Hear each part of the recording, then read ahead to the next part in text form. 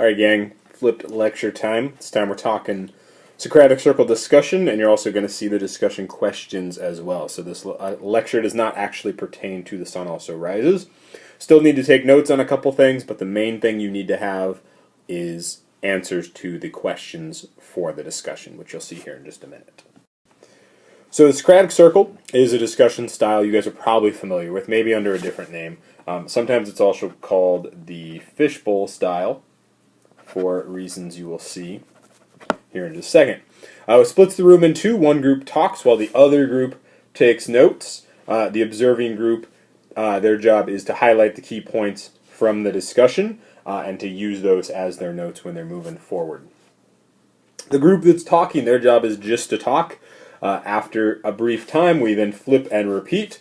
So the talking group becomes the observing group, and the observing group becomes the talking group. After all that, we'll wrap it all up with a closeout debrief where everybody's back together and we're talking about the key points and our big takeaways from that actual lecture. Oh, there was supposed to be a picture on this slide. So it's called the fishbowl because we have an outer group that'll be watching, and then we have the inner group that's participating. So if you're in the outer group, taking notes, and if you're in the inner group, you are talking. That means your job in the inner group is not to try and keep up with the note-taking, but it's just to try to listen actively to the conversation and pay attention to what's being said so you can respond intelligently to it. If you're in the outer group, while you're taking notes, you're also thinking about what you're going to say during your turn, because you're going to get a chance to go up and talk after the first group has gone. And that can really...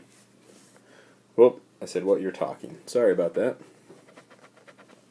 Trying to talk and write at the same time is kind of tricky sometimes. What you are going to say. It's called the fishbowl method because that inner group is being watched. Everybody's watching to see what they do and listening to them, and all the attention in the room is on them. The inner group, while you're talking, couple of things we're going to look at. So we've been talking a lot about volume. So the way you're going to be graded is I'm going to be listening for what does your volume sound like? Are you using complete sentences?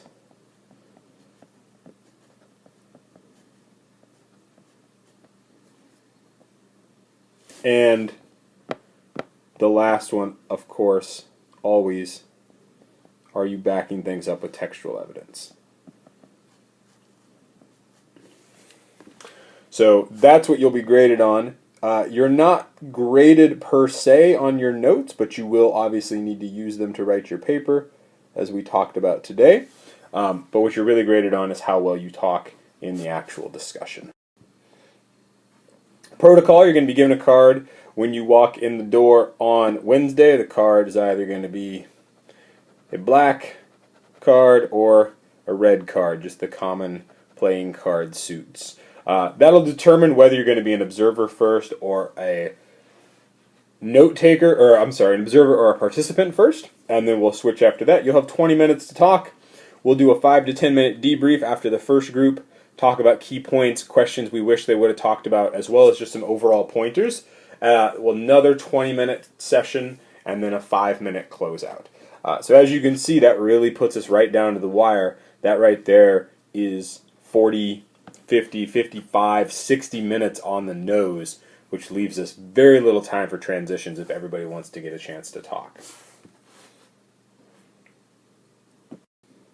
The actual discussion question. So this is where it's at. Remember, with these, you have to have evidence. We have to be able to see what it is you're talking about, where it came from in the text, page numbers are what's going to make this for you.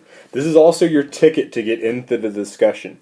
If you do not have these 5 questions answered, you will not be participating in the discussion. You will take a 0 for it, and you will just sit in the back of the room by me and watch the rest of your classmates have this discussion. These questions are, though, how does Jake change as he journeys from Paris to Pamplona? Pamplona is that town in Spain where they go for the fiesta. How does Brett's behavior change as he changes location? Brett goes all over the place. She goes from Paris to San Sebastian, to Spain, and then she leaves Pamplona and goes off with Romero on her own. I think she goes to Madrid at that point.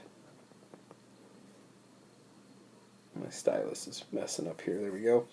So she goes all over the place. A larger question, how does the external setting affect the character's behavior? So that's looking at how does an external thing influence something that's kind of internal, or make a change internally that then affects the character outside of that. Do our characters have any static traits? You should know at this point what static traits are. Static traits are traits that remain unchanged. And then an interesting question that I'm really hoping some people tackle in the discussions are, what are our main characters' dominant traits and critical flaws? What are the things that make them up, make them who they are, make them seem like real people? You need to answer all of these questions in some form or another, and you need to have at least one piece of textual evidence for each question. The more textual evidence you have, obviously the better off you're going to be. And this question down here will obviously require some more textual evidence. You'll need 3 pieces for this and 3 pieces for this. So make sure you are finding textual evidence. The more textual evidence you have, the better prepared you're going to be for the lecture. Or the discussion, excuse me. Hey, look, this is the stuff I just said. Prepare thoughts for all 5 questions. Each questions need textual evidence. I talked about how textual evidence equals talking. No textual evidence, no talking. And this is a serious deal because your short response is going to require that you were participating in the discussion, because you're going to have to be able to reference what other people said. If you're not participating in the discussion, you're not going to be able to do that. So that is very, very important. While we are in the discussion, you're going to be taking notes very, very simply. You're going to have the kind of 2/3, 1/3 sheet that we've used frequently, used before. This side is just going to be the name, and then this side is going to be the notes for the things that they said. And we'll keep that going. That'll get checked on Thursday to make sure you have things worth talking about and writing down. And Thursday is when we will start our short response number 2.